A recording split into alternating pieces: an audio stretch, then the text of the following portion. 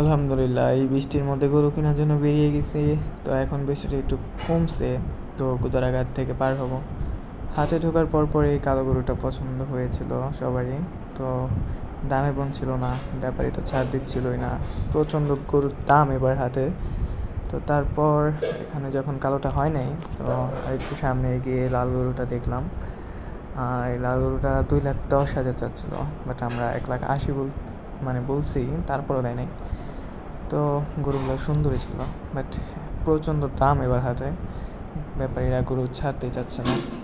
তো ইনশাল্লাহ গরুটা নিয়ে নিলাম, পরবর্তী একটা গরু, এই যে গরু। তো এটা আনতে অনেক অসুবিধা হয়েছে আমাদের। এর মাঝখানে দেখছি আরেকটা গরু মারামারি শুরু করছে, একটার উপরে একটা উঠে যাচ্ছে।